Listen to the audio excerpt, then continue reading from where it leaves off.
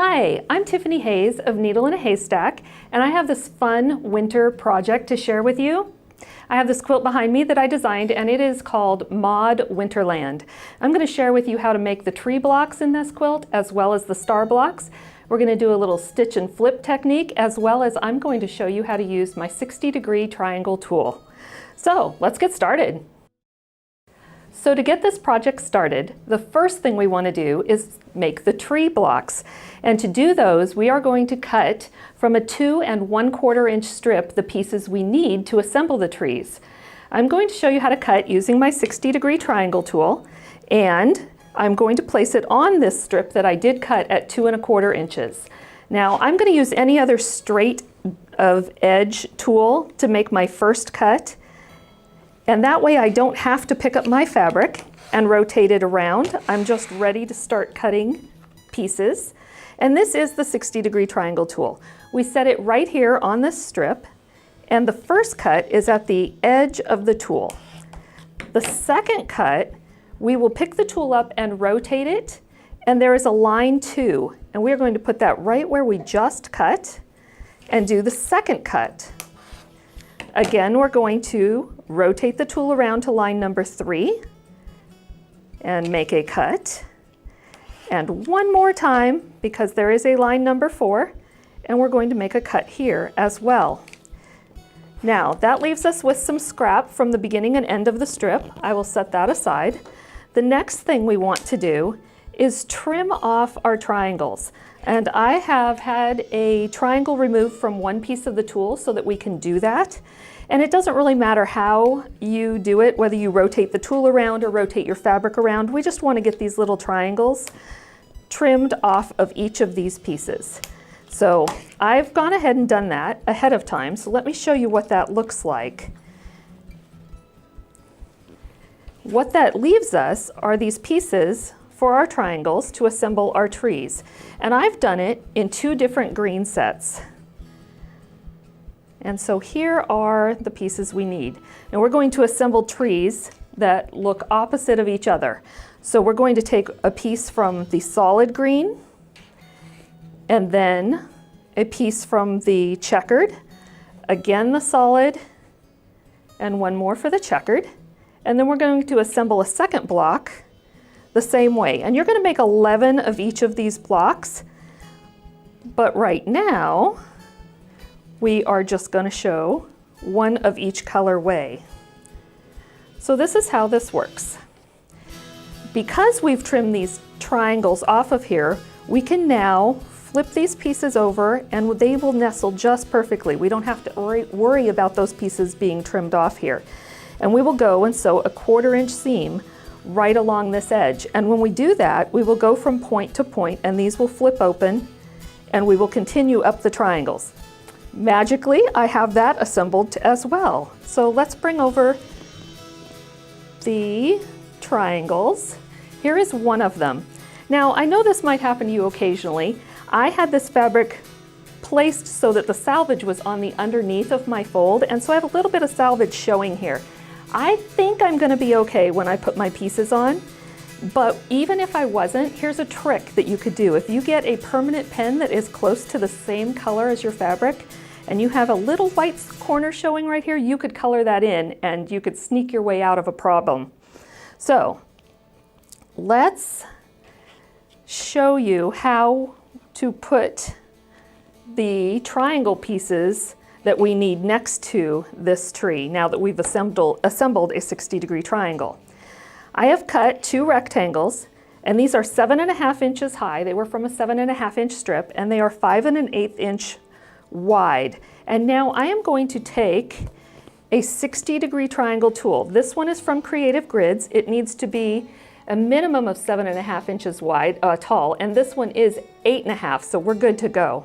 So I'm going to set this tool, this triangle ruler, so that the 7 1/2 inch line is along the bottom, and the divot on the top that's been cut away, the flat edge, is right at the top of my triangle, and there is a dotted line to the left of center, 1/4 inch left of center of the triangle. And then I'm going to give a slice on this side, and I'm going to come back and trim away this itty bitty triangle up here at the top. And that's going to be important later, and I'll show you why. Then all I have to do is rotate this triangle tool, this triangle ruler around, and get rid of the triangle, the itty bitty one, on this piece. Now when I open these up, because they were wrong sides together, I will have mirror images, which is what I need. I need mirror images to put around this tree. I will have 2 sets from those 2 rectangles. Now I'm going to show you why that little tiny triangle was so important. When I flip this piece over and I set it on the tree triangle, that little divot should line up right along the bottom edge here, as well as this cut seam here. And when we do our 1/4 inch, we will start and we should come in right at the top. I'm going to go ahead and sew that for you.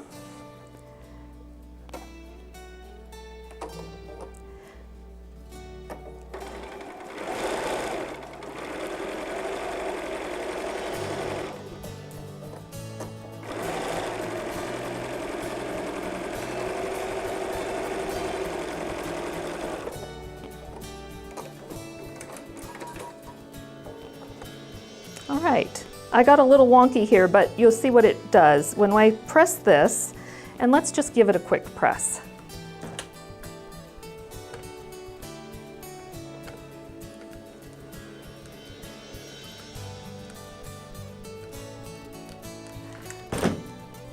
So the second triangle that we would put on would now line up again at the bottom where we trimmed away that itty bitty triangle, and it will come out perfectly here at the top where we have a little bit of triangle showing through from the previous triangle. And we would go ahead and give that a stitch again and press it open. But I've done that already. I think I did that. Maybe I didn't. Okay, let's just go ahead and sew that.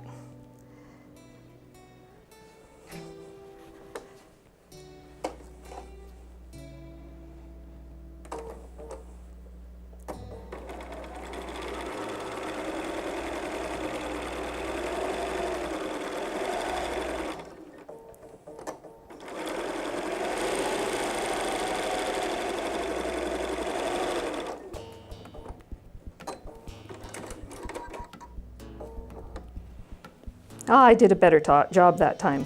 When we press this one open, now we have our triangle and it is set, we have our tree triangle and it's set within these other 2 triangles. But this is not a square at this point. We need to add our tree trunk to the bottom.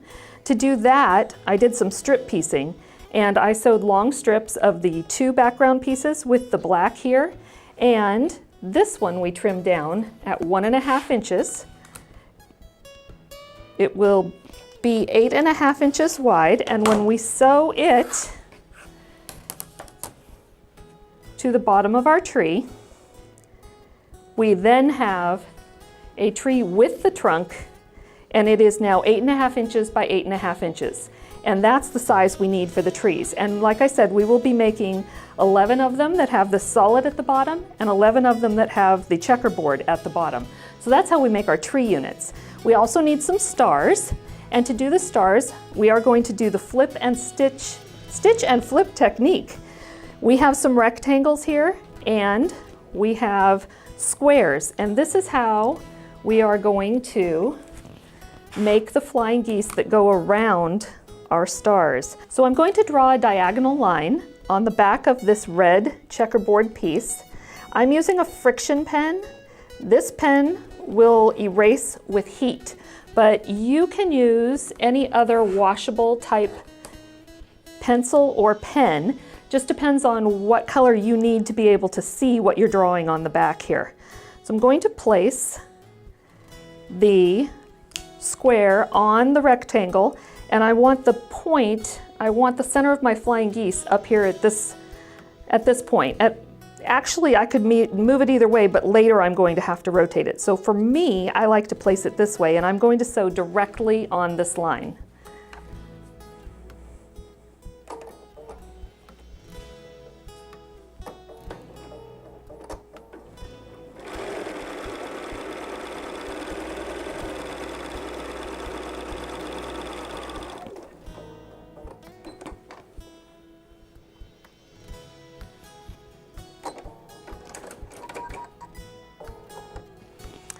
Now the next step is just to cut a 1/4 inch beyond the line we just sewed on. So I'm going to cut a 1/4 inch beyond. So that was the stitch, and here is the flip.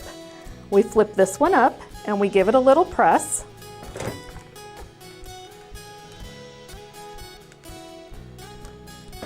And now we repeat. So I'm going to draw again on the back of a triangle.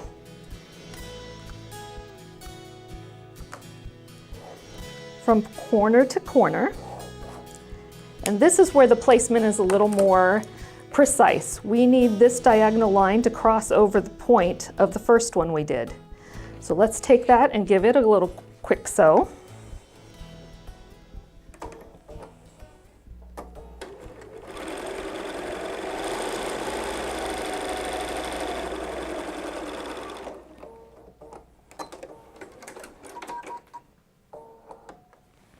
So we did our stitch. Let's do a little trim